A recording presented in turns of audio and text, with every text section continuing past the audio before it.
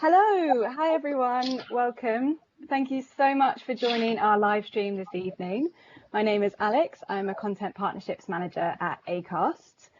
So I'd like to introduce a panel that Acast is hosting this evening, which is Representation in Publisher Podcasting, chaired by The Guardian's lovely Anushka Asthana.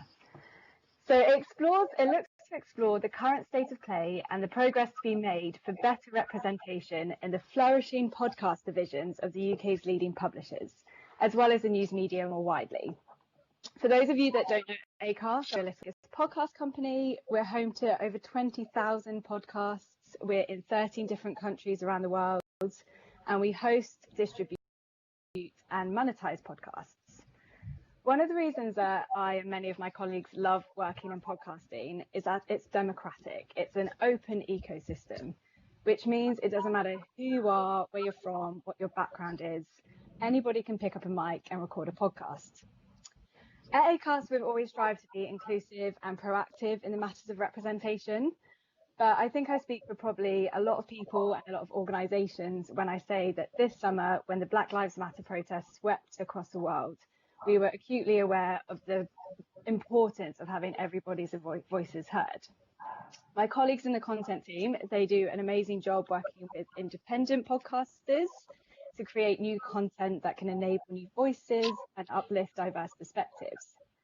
But Acast is also home to the UK's biggest publishers, which is what tonight is about. So we're in a fortunate enough position to bring together brilliant representatives from different publishers to hold a discussion about these issues. We hope to learn from their individual experiences, share knowledge about how their organisations approach change, and also talk about how we'd like to see a positive impact on the industry. So without any further ado, I'm going to introduce our panellists for this evening. So firstly, we have Anushka Asthana, who will be chairing the discussion. Anushka is The Guardian's editor-at-large and the beloved host of Today in Focus. Then we've got Manveen Rana, who is a journalist for The Times and host of the daily podcast Stories of Our Times, which launched earlier this year. Stephen Bush is a journalist and political editor of the new Statesman and also co-hosts the new Statesman podcast. Dr. Anne-Marie Imafidon, MBE, founded and became CEO of Stemettes, a social enterprise promoting women in STEM careers, and also hosts the Evening Standard podcast, Women Tech Charge. And last, but definitely not least, Emmanuella Kwenortey is Assistant Commissioner at BBC Sounds. She started making radio at university before joining BBC World Service and then joined BBC Sounds in 2018. She's since worked on a bunch of titles, including Money 101, Pride and Joy, and Go Ask Your Mother. So that's enough for me. I hope you enjoy this evening, and I'm going to hand over to Anushka.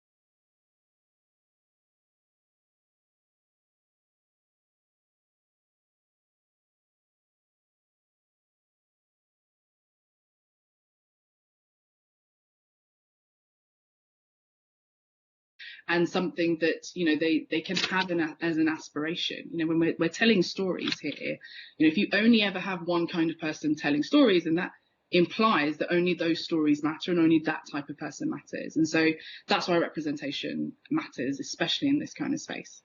Yeah, I totally agree. I have to say, when I think about our team and who it is who comes up with different ideas, you can totally see that where people's backgrounds are from drives often what they're talking about. I mean, on that, let me ask you, Manveen, like, what do we mean by representation? What does it mean to have a kind of representative team?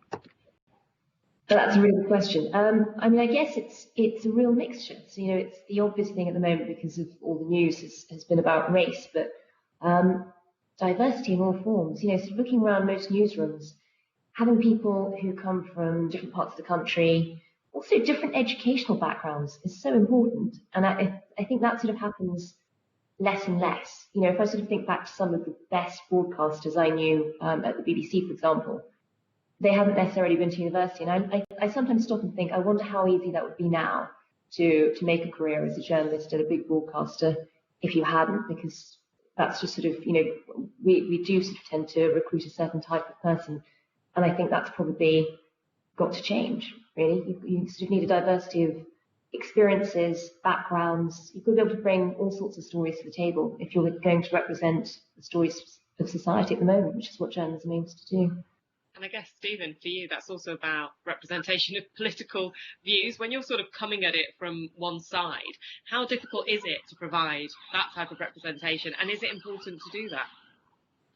Well, yeah, I mean, I think, so I guess for us, right, even within the context of a current affairs magazine that is kind of pitched to people of a small L liberal perspective, within that, obviously that encompasses, liberal supporters of Corbynism through to liberal supporters of Rory Stewart. So that's a lot of perspectives anyway.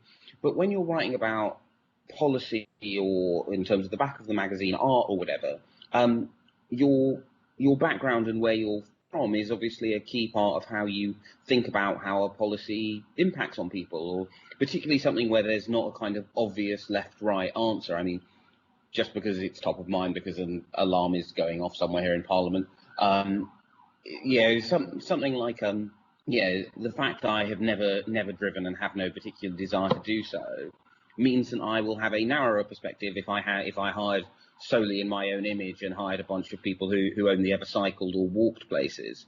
So I think it matters even more, even when you kind of have a sort of politically narrowed focus, as it were, because almost every issue touches people differently based on their background, whether they've been to university, whether they're from the north, whether from the south, whether they've been to a private school or a state school. So I think it's actually even in sort of an NS context where there's kind of a political sensibility, then I don't necessarily expect everyone to share, but they have to be sympathetic enough to it to be able to write for readers who have that sensibility. Even in that context, diversity is important, not least because diversity of thought within the various strands of liberalism is important. Okay, cool. And Emmanuella, let me ask you about this. Obviously, we all think there needs to be diversity of age, diversity of gender, diversity of where you're from in the country, but there's been this kind of big focus on BAME issues this year because of the kind of BLM uprising. And one thing I was struck by recently when I was reading about BAME representation in the media, and we'll come on to podcasting specifically straight after this, was the fact that it almost isn't always helpful to think of BAME as a group, because there's very clearly different types of representation for different parts of that group. And the thing that has struck me is that there is underrepresentation of black people across the media.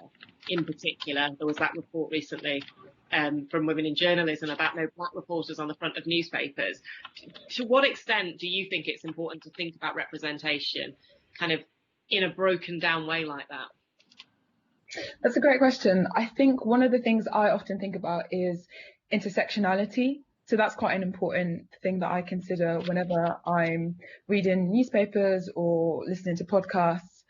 So I think it is really important to think about representation in a much more nuanced way. I think it's all good and well having a brown person like myself working for the BBC in a more senior role, but if I went to Oxford, I mean, is that really bringing something new to the table? It might be in some ways, but I might just be regurgitating the thoughts that I spent 3 years learning about. So I think it's really important to kind of think about representation, not just in terms of kind of the more kind of maybe shallower ways, which is just in terms of race, but also to really truly think about neurodiversity as well as all these kind of other important things we consider when we think about how to truly make our workforces diverse in the way that is considered and truly means that we're reflecting a large swathes of society that maybe we don't currently do.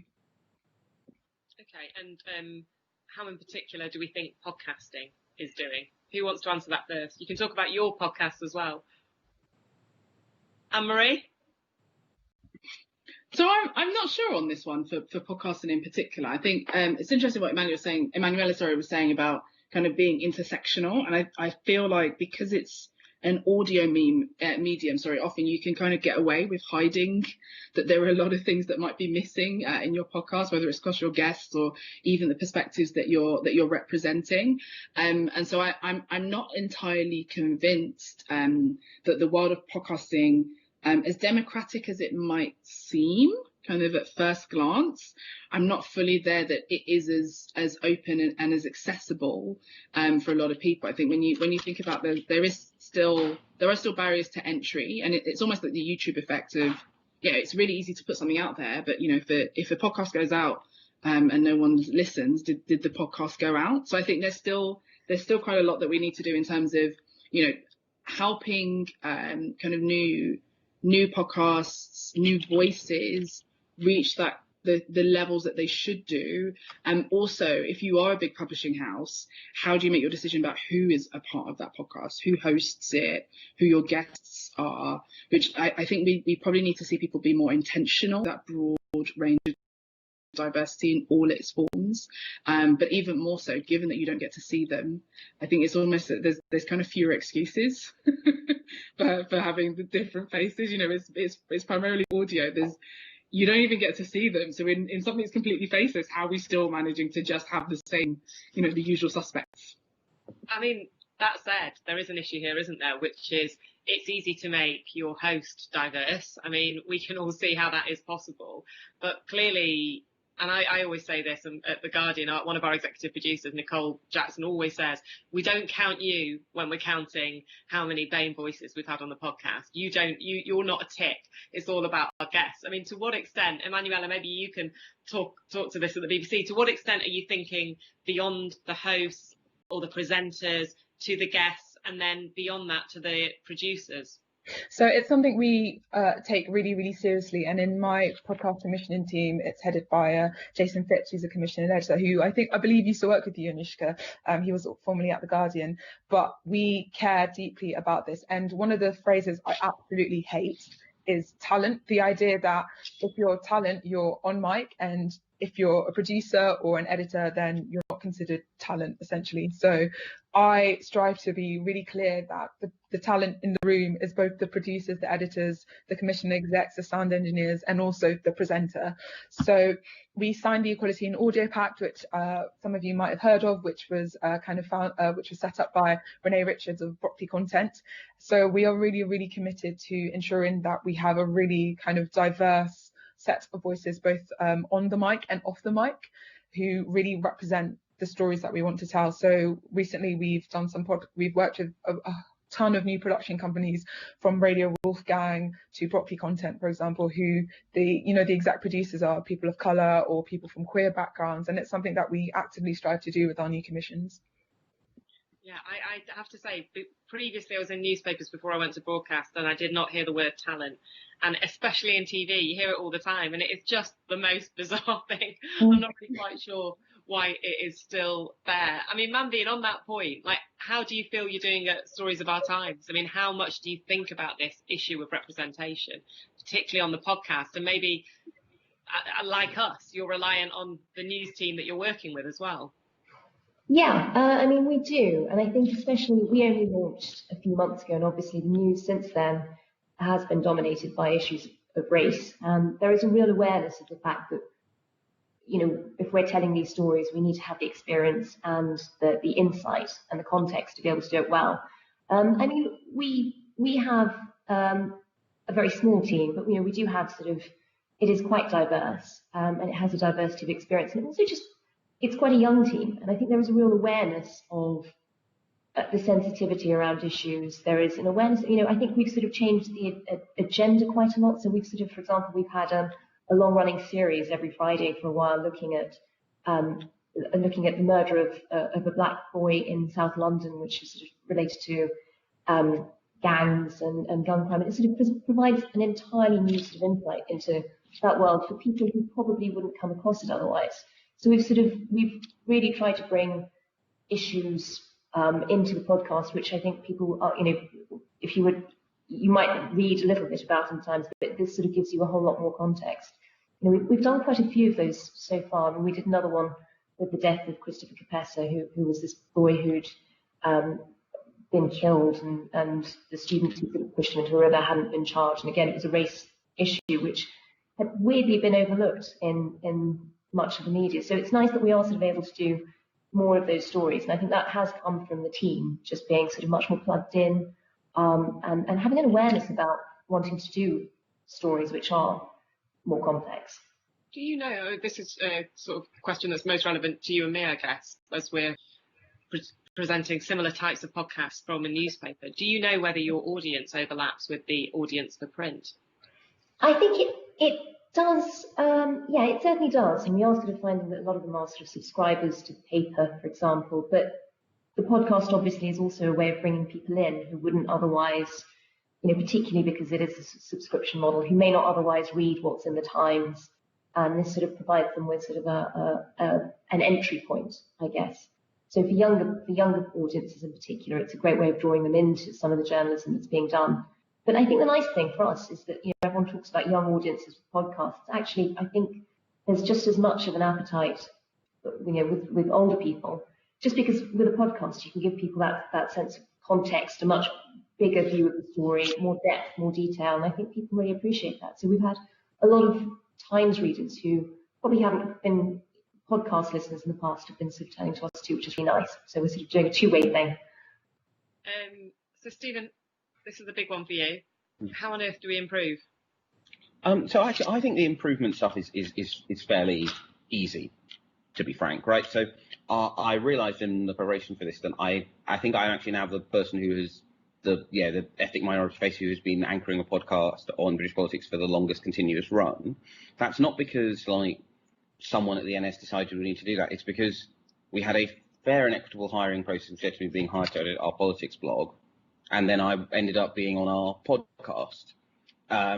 And, with us in terms of diversity, I think it would be very difficult for us on the podcast to go back to having only Southern voices, because our listeners have got very used to having Alva, who's from Northern Ireland. I'm obviously from London. Patrick, who's sadly been poached by the Times, but is from Southport. And I think if we went back to having 3 people who had all sounded like me, people would go, oh, that's a bit weird, isn't it? But the way we did that was then we had equitable hiring processes. I spent a great deal of time when we hired Alva. I did several courses about how to avoid my own sort of biases in hiring. I read up loads and loads of sort of management books about how best to structure the interviews. So I and Anushka did the interviews for that. We then worked out exactly what questions we asked. So we'd ask everyone the same questions, etc., etc. And then at the end of that process, it turns out then you haven't hired in your own image, and you therefore have diverse. I think actually for a big publisher, I think if anything, it's actually easier, right? Because for us, and I'm sure for you as well, right, the podcast is partly about the overall product that you're selling, i.e. in our case, the New Statesman. And the podcast should reflect the sensibility of the New Statesman. So if the New Statesman has fair and equitable hiring processes, well, diversity is the end product of that. And I think it's actually a lot more difficult if you'll say the podcast attached to a university where you can't directly control who you get on, and you're led by research and a bunch of internal politics. Where I think actually, if you're a big publisher, it's simply the requirement to have good, equitable hiring processes, which ought to naturally lead to more non-graduates, more non-white faces, more people from different parts of the country. Because if it's not, then you don't actually have a particularly good or equitable hiring process. Well, presumably only if those people get to the stage at which they're going to be in front of you. I mean, aren't there barriers much further behind that point? I mean, maybe I can put that, you're nodding, Emmanuella, maybe I'll put that to you. I mean, it's not just how you hire, It's how you get people to come, you know, to be in range to hire. Absolutely. And so, you know, whenever I'm talking to people who are just about to enter the workforce or trying to get into media industries, first of all, they're almost exclusively university graduates, so that in itself is telling. But I always say there's the official route and then there's the unofficial route. The official route is, you know, submitting job applications through careers portals and doing the submissions and writing the CVs and cover letters.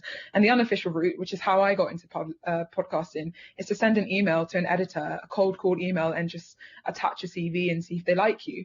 And I think there's often a misunderstanding that that the only way to get a job in the media is to go through these official channels. And actually, if you are someone who's come from a media family or a much more privileged background, then you already know that there are networks out there that you are a part of before you're even born, which can really help you get your foot through the door. So in terms of what we do at BBC Sounds, what we've tried to do recently is we've tried to look beyond the kind of traditional production companies in-house and independently who pitch to us. And they are fantastic. They're experts in their fields and they provide a lot. But I think there's a sense that the BBC will only accept one type of pitch and one type of podcast, which is understandable given our history and our heritage. So we do a lot of kind of grassroots work where we kind of go via kind of slightly nefarious means to try and reach people with ideas who maybe don't think that they stand a chance in hell in terms of working for the BBC. So we listened to a podcast just on SoundCloud and we thought it was fantastic, and we had a chat with the people who made it and we brought them in and we had to kind of put them through the BBC processes and do our due diligence. But that's just one of the ways in which we try and bring in new voices. But it does take time, it does take effort. There's no guarantees in terms of success, but it is something we do a lot more than we probably did, 5 or 10 years ago. I mean, on all of that, Anne-Marie, that idea of like people who know the system, they get the system, they're part of the networks. I always used to say this, like it always felt like a great big giant wall to me when I was thinking about the media when I was a kid or when I was a teenager. But like my kids automatically, they will understand that system better because I work in it. How on earth do we get to a point where you can find other people who might have the talents that could be in that industry and you can help them to understand how to use that system? And beyond that, I sometimes find when we have people come in for internships who are from different socioeconomic backgrounds or different, race backgrounds, that they don't know how to use the system as well because they haven't been brought up in it, and it can be an incredibly intimidating experience. Yeah, I think this goes back to a little bit of what Emmanuella said and also what Stephen said, which is that so I host the Women Tech Charge podcast. We're all about kind of women in tech, which is kind of another thing that's notoriously it's not in the great situation. I think it's only just better than the situation of kind of people of different races and ethnicities in journalism.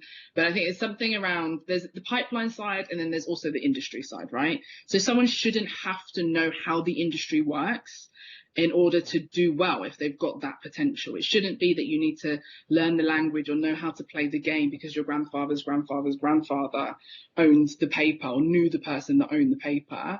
But it should be that kind of thing where you've got the right kind of processes internally, not just for recruitment, like Stephen was saying, and hiring, but also for how you assign positions of responsibility, how you induct people into your organization, how you pick who is in leadership, and how you commission things. You need to make sure you've got that equitable practice across how you do business and how you run your organization. But the other thing you can do and should do really is to partner up with organizations who are invested in ensuring you've got the right kind of diversity. So whether it's Broccoli Content, whether it's the Media Trust, there are lots of organizations who are severely underfunded, really, that you can partner up with and say, do you know what, we're going to support your work to make sure that children from lots of different types of schools or people who haven't had this experience or haven't even considered themselves being the kind of talent or voice that should be in this space can now see that it's something that they can try, that they can enjoy, and we are increasing that access, which is what I was talking about initially. It's about increasing that access, but it needs to be something that's only going to happen if it's seen as important from the top. The people that own those budgets, the people who are doing that commissioning, who are deciding those directions at the very top, need to say, do you know what, this is something that's important to us, and we're going to make sure we have that equitable practice. And in some ways, as painful as this may sound to hear out loud for some people, we need to not just take the children of our employees and bring them in. You know, there are other people out there who deserve to be in this space, who, you know, it's not just because of your lineage. I mean, in 2020, that shouldn't be it. We've got all these digital platforms and this democratization of so much, that how that can still be the way things work. You know, there's definitely some people intentionally holding up how it used to be, rather than actually just saying, you know, it's more important that we reflect society. We're going to do better for having that, and we're putting limits on ourselves really by just taking from our own offspring. Let me put something to all of you, because I'm really interested in this. This is about content and about us as BAME journalists. I remember when I was at college watching, I think Gary Young came and did a lecture to my university, it was a journalism college, and he said, he was talking about like holding off writing about race for a few years because you don't want to get pigeonholed in a way. And now a couple of you have mentioned broccoli, and I noticed that one of the pledges in their Equality Pact was that you should hire people of minorities on projects that not only relate to identity. And I remember when I started, I really held off writing about race for a long time, even though it was of great interest to me, until I felt like I was established enough that I could write about anything I wanted, and I could write about women and race without feeling like I'm only the person who does that. But it does seem to fall so often to ethnic minorities to cover stories about race. And I just wonder to what extent you feel it's important to bring other people into the conversation. I mean, I say this, obviously, we've got 5 of us here who are all from ethnic minorities, but how, you know, obviously in an event that's organised by other people. And I think, how important is it that it isn't just left to minorities to talk about some of these issues? Manveen, let me start with you on that. Yeah, I mean, I completely understand that. And I think there is sort of a sense that if you are a journalist and you do come from an ethnic minority, you don't want to be pigeonholed, and you don't want to be thought of as a one-trick pony, and that's just your shtick. I found it really interesting when we were doing sort of some of our episodes on race recently, and we have a really engaged young team. They actually sort of worried the other way. They were sort of worried that there'd be people doing the episode who weren't from an ethnic minority, and was it right that they were? And I sort of thought, God, of course it is, because actually all journalism, regardless of your background, should be about a degree of empathy and about trying to understand other people's stories. And it's much more about sort of how engaged you are in trying to get the basis of that and making sure that you've got the context, rather than necessarily having lived it yourself. So it's a real mix. I'm all for having more people of all backgrounds talking about race, because I think that's the only way it becomes properly mainstream. There is a danger that it sort of becomes a conversation that's happening in the media just between people of a BAME background, and it sort of feels like it's just sort of, it only exists as a problem or as an issue for a certain portion of society, whereas actually the implications are sort of so much broader. I think there's two sides to this. I think you don't want to get to a point where, as a young person of colour who is writing stories, everything you write is solely about race, and you're only commissioned to write things about race, which I think is the issue. Is I'm more than a black person. Like there are so many other parts of my identity, so many things I know about that have got nothing to do with how much melanin there is in my skin, that you can't just say that that's the only thing I'm going to write on. So I think there's that, which is saying I'm fine to write about it sometimes, but actually I eat sometimes, and I drink sometimes, and I see friends sometimes, right? And not all of that is necessarily coloured by it. But I think the converse side though is, you don't want to do it. You definitely don't want to. It's the kind of system where you can end up being punished for doing it, which I think is the kind of the other thing that you don't want to end up coming against. So if I'm the kind of person, if I'm writing about race, and then I end up being pigeonholed and where I'm not allowed to do that, or I end up not being paid properly for the value I'm providing in writing about race, I think that's where we have the problems. But the other thing to Manveen's point is kind of writing about race is one thing, but ultimately we're not writing about race for the sake of it. We're writing about it for change. You're writing about it to open up experiences. You're writing about it to open up perspectives.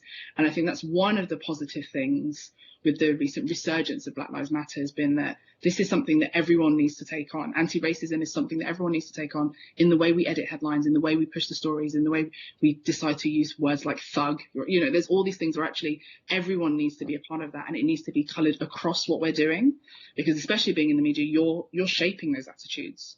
You know, you're leading those discussions, you're making the difference. You know, we go back to what Stephen said about kind of how people view particular policies. It's the words that you use, it's the way that you're telling it. And if you've not been able to understand and have the context of, you know, I talk about Black Ballad a lot, right? And Galdem, you know, you have all these platforms where it's just different voices talking about the same things, but with a slightly different lens, which is completely missing from the main discourse. And that's why race has ended up feeling like it's something that's so polarizing. Whereas, no, I'm a black driver, whereas Stephen is not a black driver, right?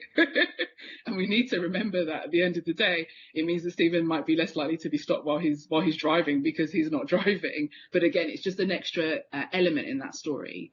So I think that's the argument, that's the issue that we have around just being pigeonholed and only talking about race, or being a woman, or any of the other kind of elements of our identity.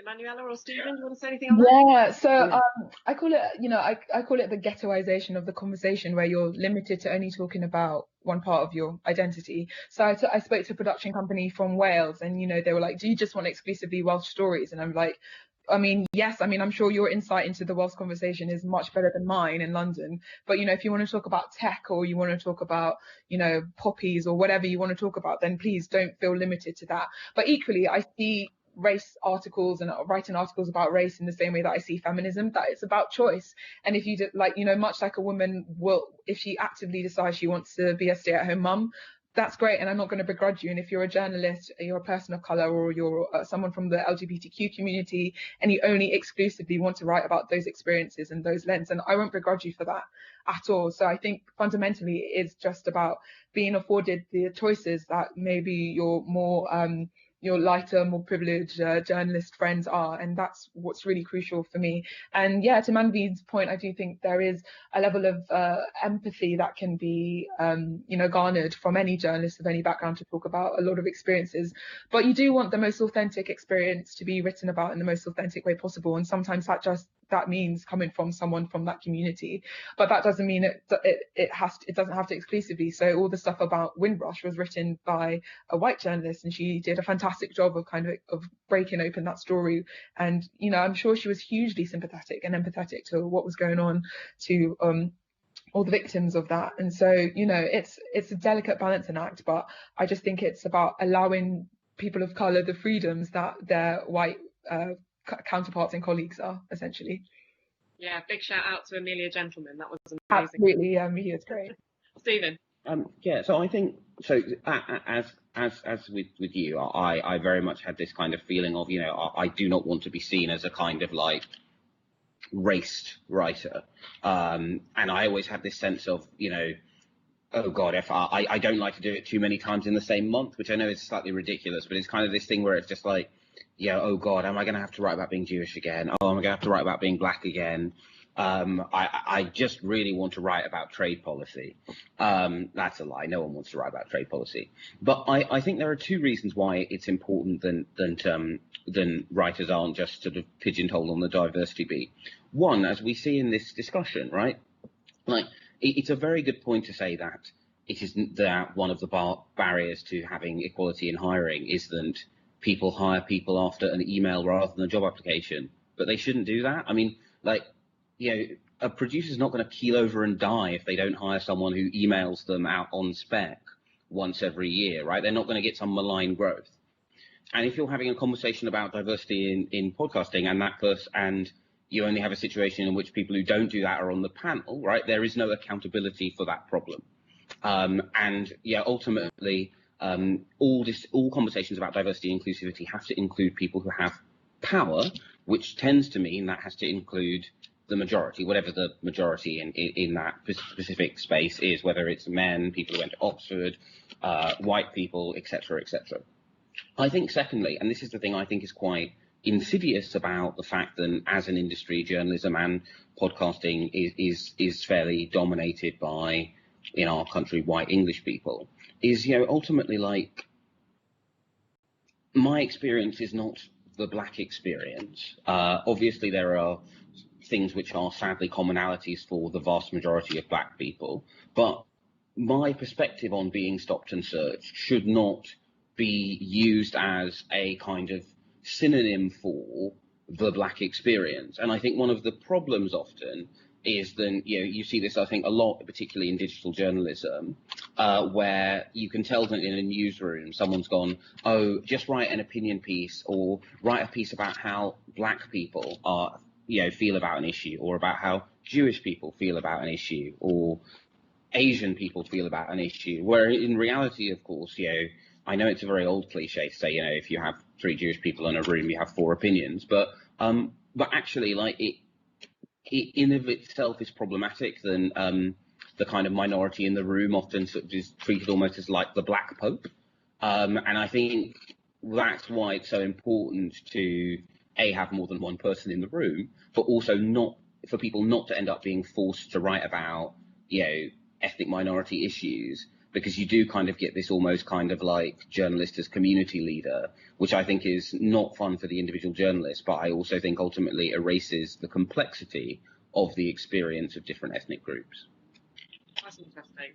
I've got a question from someone in the audience that I'm just going to put to you all, but just before I do, Stephen, on a point of the thing you do write about most, which obviously isn't race all the time, it's politics. How hard is it to get into a mindset where you're not writing only from the perspective of what is, I suppose, sometimes quite lazily called the bubble? How do you report on politics whilst bringing in the kind of diversity of the country?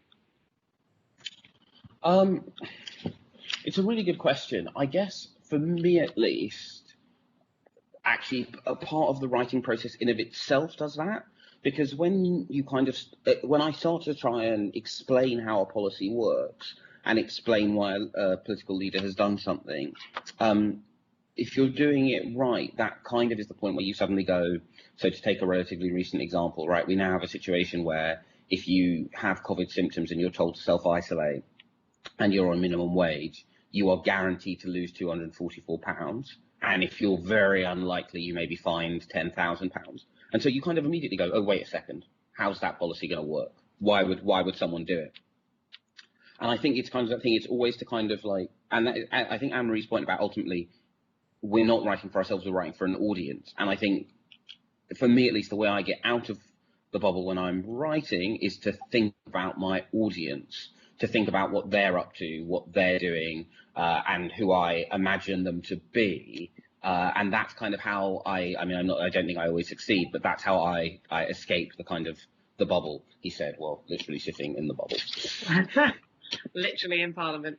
So this is a good question from someone who's watching. I don't know what their name is because they haven't given it, but perhaps when we think about it, it's worth thinking about it in terms of audio storytelling as well, which is why do we tend to stick to the same narratives with ethnic minorities, especially black people? Black heartbreak and suffering gets a lot more of a platform than black joy within some of the BAME storytelling representation. Why is this? I mean, it is difficult, isn't it? Because you have this situation where there is a lot of suffering and there is a lot of discrimination, and often those are stories that you want to tell. So you want to tell stories about, for example, stop and search, or for the kind of the disproportionate number of BAME people who have died as a result of COVID, etc. But how do you tell it in a way that's telling kind of stories about people's lives, and how do you focus on the positive? I mean, we often, our amazing sound designer, Axel Caputier, he's like the person who you have to ask. I always want to know, like the kind of Montenta hooks, like, is this a good piece or not? Axel, what do you think about it?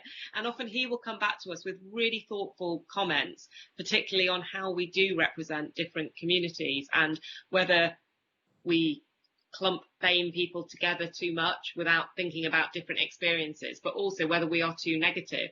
We were saying recently, we haven't made this piece yet, but there's quite a lot of positive stuff going on in different African countries when it comes to the response to COVID.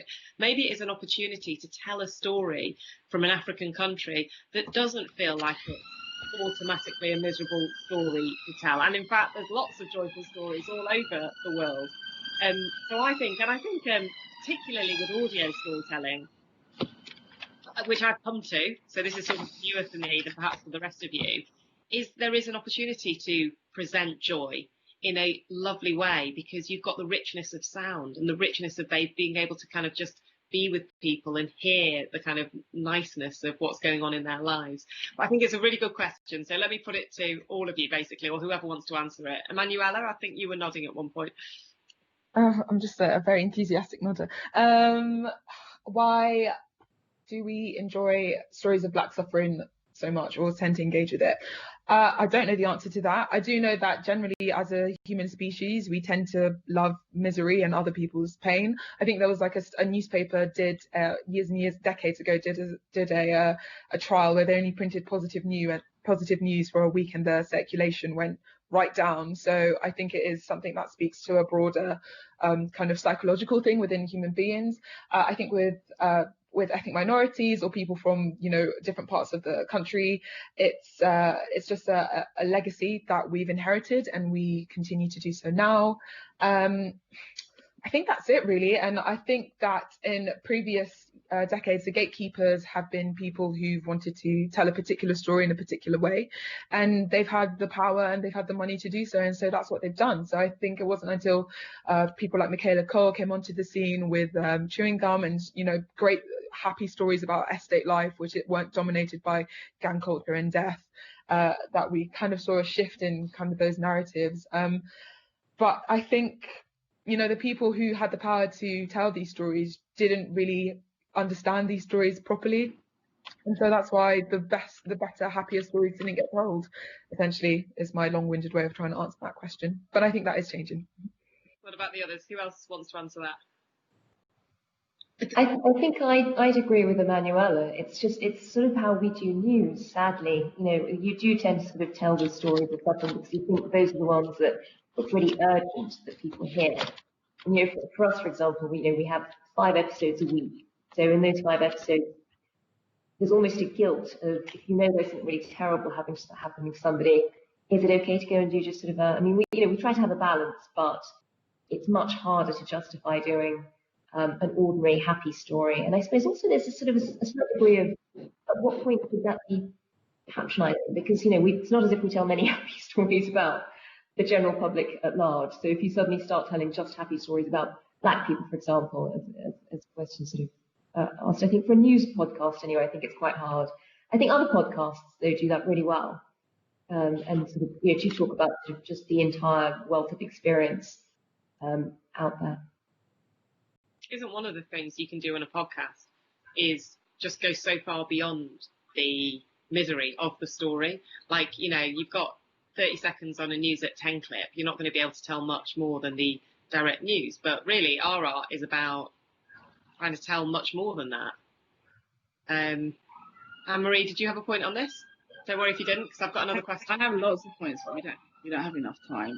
I mean, it goes back to something that Stephen said about the difference in the Black experience. I think a lot of this question kind of was brought to light kind of very sharply in focus with the unnecessary and unfortunate killing of George Floyd, in which kind of that video was shown everywhere. And it was 9.5 minutes of someone dying slowly that was, broadcast on TV and was shared on social media.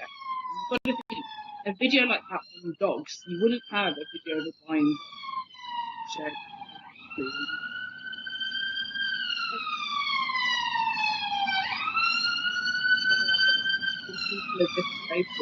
Especially with the British media, where they're other, and so kind of the way that we tell their stories or the way that we look on them, we kind of take it wholesale and we say all Black people suffer and it's always terrible to be a Black person, and then that's all you ever end up talking about. And like Emmanuella said, it becomes this kind of reinforcing thing where you kind of lazy almost conditioning of there must be a negative. I get it all the time. People I've tried so hard, and I've succeeded in doing this on the podcast, where we don't constantly wring our hands and say there are no women in STEM and isn't it terrible and what were all the tough times you had. It's like, no, you're solving a problem.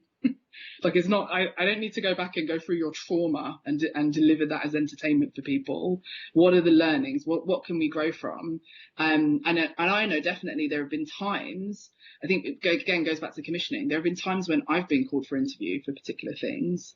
And because I've refused to say there's a sob story that I want to lead on, the piece hasn't happened. Interesting. I'm like, I'm not going to talk about all the terrible, awful things that you're assuming happened in my life. And then therefore the whole piece literally magically disappears because I'm not going to start crying on the phone to whoever it is that wants to speak to me. It's frustrating. So you mentioned George Floyd, and I just want to bring us to that and we've not got much time left, but it felt to me like there was, it doesn't feel to me, it was a fact. There was a massive uprising after his death, and an uprising that made the media across the world sit up and take notice. We all told stories. We all thought about representation. We all thought about kind of how we could write more about race in society.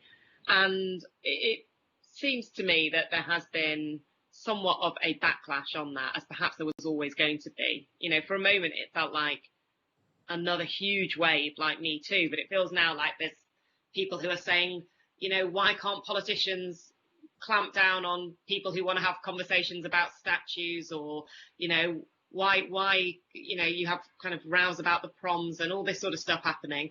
I just wonder how you keep the momentum going with something like Black Lives Matter, and how the media keeps hold of this as an issue, or do you think that it is already starting to fade? Stephen? It's a really good question. I think the Me Too comparison is exactly right. In that, the weird thing about Me Too, right, was that you had a number of people who quite rightly faced redress, but there are also a number of people who are still somehow knocking around, who, you know, they're very much have survived a reckoning than I would say unarguably ought to have come for them also.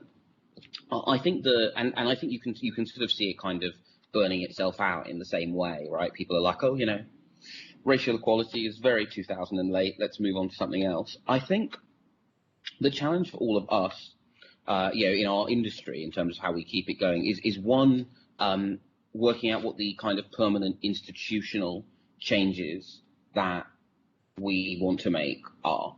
And this is why, for me, I am just particularly kind of militant on open hiring processes, right? Then if you are someone, I use examples of this, people I consider to be good friends of mine, but I know people who have essentially hired in their own image without advertising a process, putting a black square on their Instagram. And it's just like, guys, what's the one tangible change you're going to make? Because actually, in an odd way, if everyone makes one tangible change to how they operate, then the moment hasn't passed, even if people don't think that's what the moment is about. I think these things are always resisted because, like, realistically, right, there is a finite amount of space, and on the kind of very important point of do not hire in your own image, that is always threatening, right? That's threatening to people, like me, who, went to Oxford. That's threatening to people who are related to the editor, right? So there is always going to be some pushback, but the important thing is to get the kind of one big tangible change, or even just a small but a tangible change that will outlast the moment. Manveen? It's really difficult, isn't it? I mean, it does feel like the momentum has died down a bit, and it's really hard then to sort of keep talking about it in journalistically, because you can only reflect what's happening out there. And I think sort of there is a danger that if you keep pushing the issue when the protests have died down and everything else, then that actually that does lead to more of a backlash, because people feel like everything you're putting out has an agenda. So it is incredibly difficult. But I think Stephen's right. It is much more about those small tangible changes, and I think that moment forced everyone to sort of stop. We're having panels like this where everybody's just stopping and thinking for an hour about their own unconscious biases, probably. Just having the discussion, I think, does sort of change so much, because you do think about how you hire and who you hire, your own sort of assumptions when you're judging somebody's suitability. I think all of that is really important. And there's sort of, there's always a danger that you sort of end up with, you don't want to feel like people then end up with sort of like a sense of tokenism, but there is, hopefully what comes out of this is that people then just see diversity as a positive. So when you're hiring, it's one of the things that actually counts in your favor, because you're bringing a different perspective and a whole new range of opinions to the table as one of the qualities on your CV, hopefully. I think stuff like that, it is the tangible changes which will matter. Emmanuella, can I put that to you? But also, and I'll come back to the others on this, I just wanted to also bring in, before we finish, audiences. And if you understand how diverse your audiences are, how you reach out to different audiences, how you handle the fact that while clearly podcasts, for example, can bring in a younger and fresher audiences, some of the traditional media is still dominated by older people who watch it in their millions. Yeah, so I mean, at the BBC, we have our remit is to inform, educate, and entertain all audiences in the UK, which is quite a big ask and it's difficult, but it's what the license fee is for. And I think it's like a really, really important mission to have. And we know from kind of data and research that a lot of podcast listeners are ABC1, so people who have higher incomes. A lot of them are male, although it's kind of split 50-50, and they're basically from the south of England, essentially, a lot of them. And if you look in the iTunes store, I know that iTunes versus Spotify will show different data. Spotify tends to be quite younger and iTunes tends to be a bit older, but the top 10 performing podcasts in iTunes are normally hosted by white men. So there's definitely a sense that there is an audience that the BBC overserves, and there is a community of podcast listeners that is already very well served by the BBC. But we do have a lot of research and data that kind of talks about audiences that we underserve and need to focus on, and it goes into a lot more kind of segmented information about where they are and what they enjoy and what other things they consume. So that is definitely something we are starting to look at even more and kind of think about more when we commission our podcasts. Do you think white men attract bigger audiences, or do you think more high-profile commercial podcasts are more likely to hire white men? Asking for a friend. Yeah. White men bring in bigger audiences.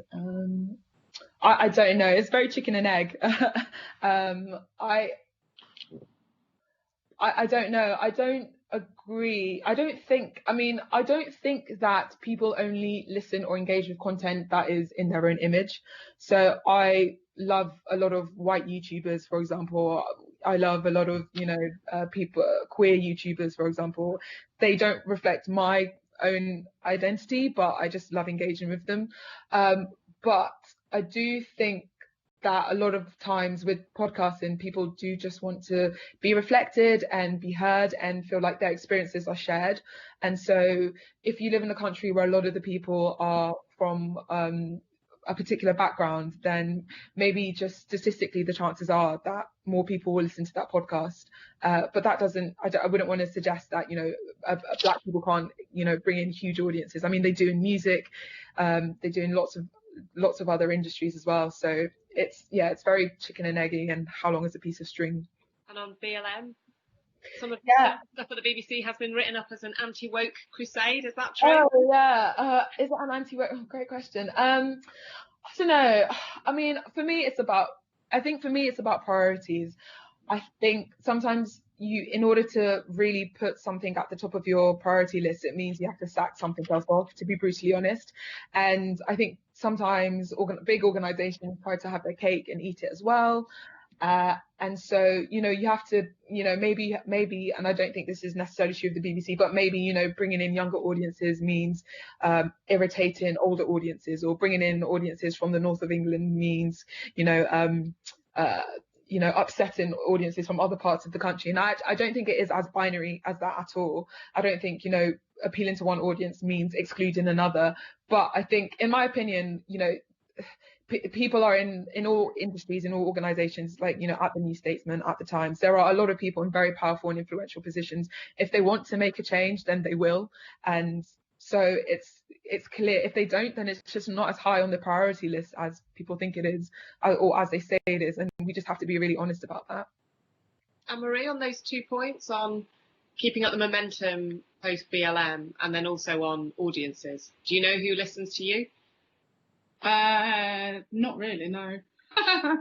I think so the BLM keeping up the momentum, I think, and this is my personal take on it, originally, because I didn't want to be the kind of renter black, I kind of sat back from a lot of the initial discussions because I genuinely didn't think people were listening or would listen. I thought we'd just have this thing of, I mean, I was born black, so I'd been black for the 30 years before all of this happened, and people hadn't noticed. So now all of a sudden me saying it, I didn't know really what was going to happen. I didn't trust actually that people would do anything with that information because they had it the entire time. And I think I'm less cynical on that front. But what I'm seeing now is there's been a lot of education, a lot to learn, a lot to take on, and it's ended up paralyzing people or putting people in the position where they've ended up kind of not really acting in what they know. So their eyes have been opened and they suddenly believe all of the things that they will have heard, or they've noticed all of the things that they've been ignoring the whole time, but that hasn't necessarily translated into action. So what I'm frustrated at is this backlash isn't really against much. Like the real action that needs to happen, like Stephen said, the kind of institutional change that we need to see, we're nowhere near getting to that. And I think that's been my frustration across so many, across journalism, across publishing, across so many arenas, even within the tech world, the number of companies that are like, okay, cool, so what do we do? And this is 6 months on, after all the blog posts have been written, the opinion pieces have gone out, the D&I experts have already, the organizations already existed. Like we said, there are people that have been working on this for ages. They're still like, oh, where do I find them? And it's like, you can find all the other random people that you might have for your podcast, but you can't find the answers to these things when they're quite out there. So I do think I've been frustrated definitely in this kind of, I've got a second wave of frustration.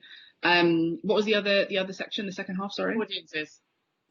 With and what about audiences? With whether we should. Do you know who your audience is? Do you know how diverse it is? No, we don't know. But I think if there's anything that I've been frustrated with kind of becoming a podcaster, if I can call myself that, is kind of the lack of transparency on who is actually listening. Because you've got so many different platforms, they all report differently. Like, it is a bit of a mess where it'll only be because someone sends a tweet or they happen to use the hashtag or they see me on the bus that they'll get excited and be like, oh my goodness, you're the face in the phone. So I think it's been really tough. On the age thing, so I obviously run an organisation for young people, and we've kind of held back actually from running a podcast because for us it's an older audience, kind of contrary to what we've been hearing so far. So we see it as quite, we don't see it, from the research we've done, it's not as diverse as I'd like it to be for the kind of cultural change that I'm trying to work on when we think about the parents that we work with, for example. Like there's a lot around podcast audiences that means that there are a lot of people who just don't have the digital skills, or that, there's a lot of kind of things that mean that it's not actually as diverse as I'd like it to be to have that kind of whole scale change. So I think, I don't know our audience very well, but from the kind of the impact that I've seen on things and other research we've done, it still feels niche. I mean, I'm still obsessed, obviously, with my Acast numbers every day. But one thing you can't definitely get from that is what the kind of diversity is of the background. We do get parts of the country, I think. And obviously there is that kind of emphasis in the South. But one thing I definitely get the impression of is that people who listen to our podcasts are disproportionately young, particularly because of the feedback we get. Some of it from people who are sort of 18 to 24, which I find pretty extraordinary. I mean, let's final word on this to Stephen and Manveen, as you haven't mentioned it. Just, have you got any comment in terms of your audiences? Do you know who's listening? Do you know how to diversify it? Stephen? Yeah, so I guess with our listenership, we know that it essentially is like the NSN audience as a whole, but it skews slightly younger. So it is, slightly more likely to be male, mostly people at university at the start of their careers who are, kind of people who work in the third sector or as teachers or in politics themselves. I guess the thing in terms of diversifying audiences is that it's partly about like the topics you choose to go on, right? I was talking about with a creator as part of this work I'm doing on diversity in inclusivity within the Jewish community. And one of the things they said was, well, there's often this idea of like, how are we going to get people to come to us? And actually, in many ways, in terms of your audience, you need to go to them, right? So it's about the topics you discuss and attract people. But actually, in terms of the question of audiences, right? Just looking at the the kind of, when you say like the top podcast in news and politics in the United Kingdom, right? What they tend to have in common is not their anchor, but then they are a part of a large and established brand, right? Obviously, I think Today and Focus is wonderful, but it's also, of course, it benefits from the fact The Guardian has been a brilliant product for centuries, right? Ditto, the NS podcast benefits from the fact the New Statesman has been around for a century. The BBC's podcast benefit from the fact they have the sort of BBC behind them. And in some ways, right, that is the kind of the challenge for all of us as institutions, and that's, of course, true, of course, for the Times, right? That the challenge for all of us is, are we using the advantage that our history and our soft power brand has to really be diverse in terms of the stories we tell, the recruitment we do, to take a chance on someone without a degree, to take a chance on someone who doesn't look like our idea of the host of newscast or whatever. And I think that is the kind of, to me, is the thing I'm more concerned about than our audience necessarily. I'll jump in. On audiences, I mean, I share Anne-Marie's frustration. You know, we sort of get very, you sort of get a general sense that there's sort of, again, more men than women, generally quite young, but it's not differentiated particularly clearly. But there's clearly a business model out there for somebody to set up a proper podcast analysis system for audiences, because God, we could all do with it. But I think, anecdotally, as I was saying earlier, I always think it's lovely when sort of somebody gets in touch and says that they've been a Times reader for 30 years and this is the first time they've listened to a podcast. And I think there is a bit of diversity there. We are sort of growing the podcast world a bit, which is lovely. And vice versa, so we recently sort of we've had the series on CJ Davis, which was, again, an entire series around gangs in South London, and we've had people getting in touch who I don't think have ever touched the Times before, but were sort of members of gangs who suddenly become huge listeners. So it's just really nice when you just get a sense that you're reaching audiences who either the paper wouldn't have reached before, or who podcasts wouldn't have reached before. Sorry, that was my mum. She probably wants to see the kids. So I will thank you all for a really, really interesting discussion. Thanks, Manveen, Emmanuella, Anne-Marie, Stephen. Thank you to Alex for introducing us and to Acast for hosting this. I hope you all have a lovely evening.